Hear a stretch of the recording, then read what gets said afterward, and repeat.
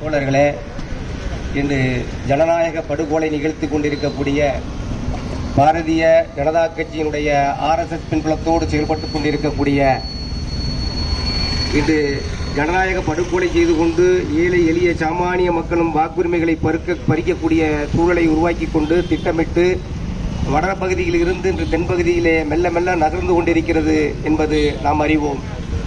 ஆனால் இன்று நமது தோழர்களும் சகோதரிகளும் இந்த EVM மிஷினில் முறைகேடுகள் நடத்துவதற்கான விளக்கங்களை நடத்துவதற்கான வாய்ப்புகள் இருக்கிறது என்று விழிப்புணர்வு பிரச்சாரம் என்று ஒவ்வொரு மாவட்ட அலுவலகம் வாயிலாகவும் சென்று கொண்டிருக்கிறது. நமது கலெக்டர் அலுவலகத்திலே மாவட்ட ஆட்சியரிடம் மனு கொடுக்கப்படுகிறது. அந்த மனுக்களை புறந்தள்ளக்கூடிய சூழல் இருந்து கொண்டிருக்கிறது.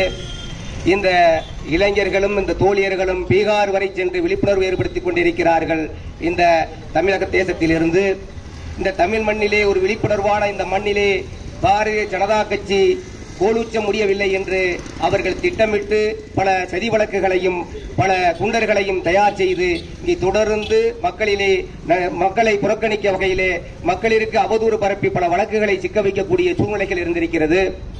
அதோடு இன்று விநாயகர் சதுர்த்தி என்று இந்துக்கள் பண்டிகைகளை இன்று கிராமம் தோறுமாகவும் மத ஊர்வலகமாக நடத்தி வன்முறைகளை தொடுத்துக் கொண்டிருக்கிறது. மத அமைதிக்கு குந்தகம் இழைக்கக்கூடிய ஒரு அரசு இன்று சாமானிய மக்களுடைய வாக்குரிமையில் கை வைத்திருக்கிறது. இதையெல்லாம் கண்டுகொள்ளாமல் ஏதோ ஆட்சி அதிகாரத்திலே நகர்ந்து கொண்டிருக்கக்கூடிய ஆட்சியாளர்களும் அதிகாரத்தில் இருக்கக்கூடியவர்களும் இதை பற்றி யாரும் கவலை கொள்வதல்ல. இங்கே ஜனநாயக மகத்துவம் கூடிய மக்கள் எல்லாம் நாம் கூடி ஆண்டுதோறும் இது போன்று பல்வேறு பிரச்சனைகளை முன்னெடுத்து வீதியிலே களமாடி கொண்டிருக்கின்றோம். யாரும் கவலைப்படவில்லை. 5 ஆண்டிற்கு ஒரு முறை வாக்குகள் பெற்று நாம் சிம்மாசனத்தில் அமர்ந்து விட்டால் போதும் என்று தமிழகத்தில் உள்ள நிலைப்பாடுகளும் இருக்கிறது. அங்கே வாக்கு திரட்டப்படுகிறது. பீகாரிலே 9 லட்சம் வாக்காளர்களை பறிக்கப்படுகிறது. அதே நிகழ்வு தமிழகத்திலேயும் நான் போட்ட வாக்குகள் எனது எண்ணிக்கையில் இல்லை, 0 காட்டுகிறது. நான் எனது குடும்பம் போட்ட வாக்கு எங்கே என்ற கேள்வி எழுப்பிய போது தேர்தல் ஆணையம் இதுவரையும் பதில் சொல்லாத ஒரு சூழல் இருந்து கொண்டிருக்கிறது. ஆகையால் இடதுசாரிகளும் பொதுமக்களும் ஜனநாயகத்தை பாதுகாக்க வேண்டும் என்று சொன்னால் நாமெல்லாம் ஒன்று கூறி போராட வேண்டும். தேர்தல் கமிஷன் என்பது ஆட்சியாளர்களுக்கு சாதகமாக தான் தலைவர்களை அமைத்துக் கொள்கிறார். தேர்தல் கமிஷன் அமைத்திருக்கிறார்கள். இந்த நீதித்துறைகளும் இன்று ஆட்சியாளர்களுக்கு சாதகமாக தீர்ப்பு சொல்லக்கூடிய சூழ்நிலைகள் இருந்து கொண்டிருக்கிறது. மணிப்பூரில் நடக்கக்கூடிய கலவரங்கள் 3 ஆண்டு காலமாக நடந்து கொண்டிருக்கிறது. நேற்று செல்லுகிறார் அங்கே மோடி. நாம் எல்லாம் யோசித்து பார்க்க வேண்டும்.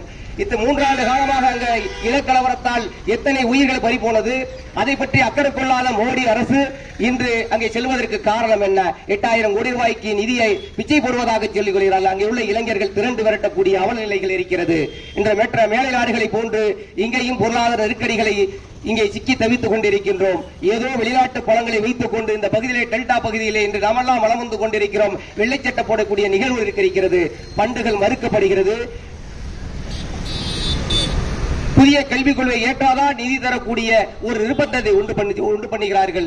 இப்படி தொடர்ந்து வஞ்சிக்கக்கூடிய நிகழ்வுகள் இருந்தாலும் இன்று ஜனநாயக அடிப்படையிலே ஒரு முன்னோக்கி பார்க்க போயில ஒரு 50 ஆண்டு காலத்திற்கு முன்னதாக ஏழை எளிய சாமானிய மக்கள் வாக்குரிமை செலுத்த முடியாது என்ற சூழல் இருந்தது. அதை மீண்டும் RSS பாரதிய ஜனதா கட்சி கொண்டு வருவதற்கு திட்டமிட்டுக் கொண்டிருக்கிறது.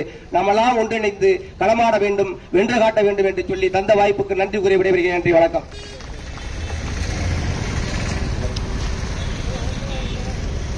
தோழருக்கு